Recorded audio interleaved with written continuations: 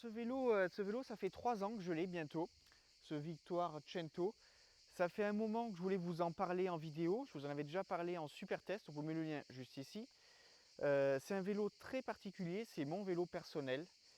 Et avant de vous parler précisément de cette machine, je voulais vous parler d'une idée que j'ai de l'objet vélo, des objets en général. À mon sens, le temps passe. Le temps passe et c'est très dur pour les objets, puisque on a des objets qui restent à la mode. Le temps passe, la mode change. Et il y a des objets qui restent figés dans le temps, qui ne vieillissent pas, qui restent toujours actuels.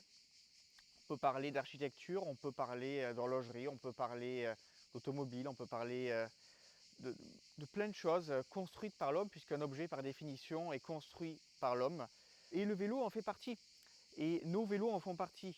Aujourd'hui, on a des vélos qui sont de plus en plus chers et on a des vélos qui durent de moins en moins longtemps.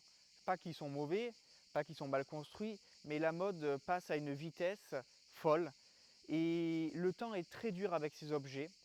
Le temps est très dur en général avec tous les objets qui ont été construits ces dernières années. Ça peut être les téléphones, ça peut être les vélos, les voitures.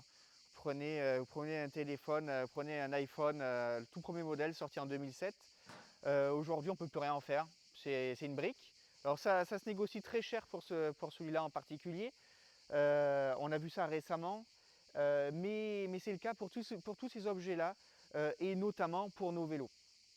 Prenez un vélo aujourd'hui avec un groupe électrique, un freinage disque, un cadre carbone, des roues aéro.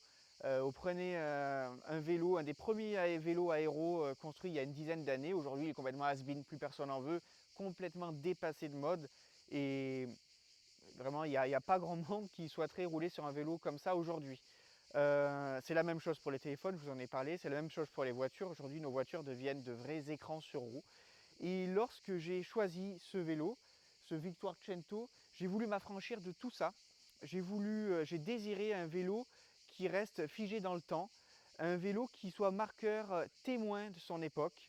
Euh, J'imagine très bien ce vélo, on le ressort dans 100 ans et on se dira qu'est-ce qu'étaient les vélos il y a 100 ans. Aujourd'hui, on prend les vélos du siècle dernier, début 1900, on prend le vélo de Maurice Garin et on a un marqueur fidèle de ce qu'étaient les vélos début 20e siècle. Ce vélo, c'est un vélo début 21e et j'ose espérer, je pense fortement que dans 100 ans, ce vélo sera un marqueur de son époque. Il fonctionnera toujours et il sera le marqueur de ce qu'étaient les vélos dans les années 2010 et 2020. Et en cela, je le trouve très intéressant. Alors, je vais vous parler plus profondément de ce vélo. C'est un vélo en acier. C'est un vélo que j'ai souhaité comme le plus simple possible pour qu'il puisse durer dans le temps. Donc pour cela, il y a un groupe mécanique, un Campagnolo Super Record 12 vitesses, à freinage patin. C'est un choix de ma part pour alléger le vélo. Le vélo pèse 6,8 kg avec les pédales. C'est un vélo qui est entièrement européen. On est sur des tubes italiens Columbus. On est sur un groupe italien Campagnolo. On est sur des composants italiens physiques, une tige de selle Passoni titane, une selle Gelu tout en carbone, des pédales Look Keo Axe Titan fabriquées en France, des roues lightweight fabriquées en Allemagne. C'est un vélo fabriqué en France, chez Victoire, à côté de Clermont-Ferrand, à Beaumont. Et pour cela, je l'aime beaucoup. C'est un vélo qui vient d'ici. Si on fait le tour des pièces qui le composent, il y a un rayon de 800 à 1000 km maximum. Et j'aime ça, j'aime cette idée de vélo qui ne vient pas de l'autre bout du monde. Voilà. Alors pour vous le détailler, donc c'est mon vélo. Je l'ai depuis Noël 2019-2020. J'avais publié son super test en avril 2020, si je ne me trompe pas. C'est un vélo, je fais quoi, à peu près 5000 km avec, donc il a quand même roulé. Alors pour vous parler plus profondément, comment il est construit ce vélo. Il est pseudo-brasé, ce cadre Victoire. Il est construit avec des tubes de la série Columbus Cento. Alors la série Columbus Cento, c'est une série en édition limitée pour fêter les 100 ans de Columbus 1919-2019. Victoire a acheté 10 séries de tubes Columbus Cento pour faire le Victoire Cento. Celui-là, c'est le 1/10. C'est écrit juste ici, c'est gravé sur une plaque en laiton, très très belle. Cette série Columbus Cento, c'est la série Columbus avec les tubes les plus larges jamais construits par la marque italienne. On a un tube transversal de 44 mm de diamètre qui est aussi léger qu'un tube Columbus Zona qui fait 31 mm de diamètre en temps normal. Cela grâce à un allègement drastique de ces tubes Columbus Cento, grâce à une épaisseur en son milieu très faible. On est à 4 dixièmes de millimètre d'épaisseur au centre.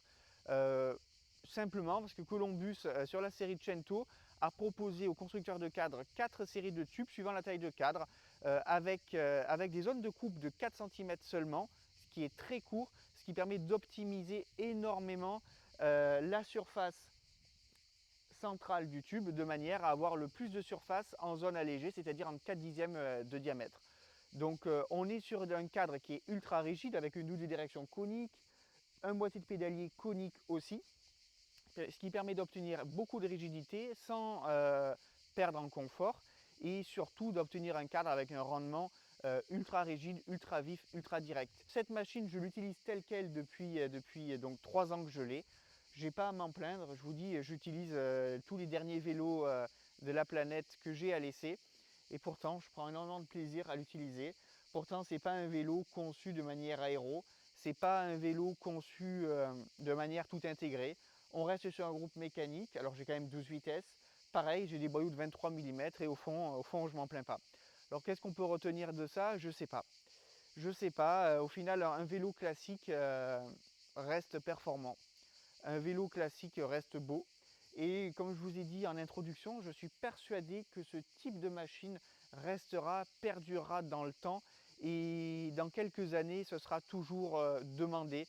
On prendra toujours du plaisir à rouler sur ce type de machine. Ça, c'est important pour moi. J'aime pas rouler sur un vélo de me dire qu'il sera démodé dans quelques années. Un vélo qui sera has-been, j'ai déjà utilisé ce terme une fois dans la vidéo. C'est pas l'idée que je me fais d'un vélo haut de gamme. On est évidemment sur un vélo aux alentours de 15 000 euros. Vous allez me dire, aujourd'hui pour 15 000 euros, on peut se payer des machines ultra aéro avec des jantes en tubeless très larges qui incluent toute la câblerie, avec un groupe électrique sans fil, avec un freinage disque. C'est un choix. C'est un choix de ma part. Je dénigre pas ces machines-là.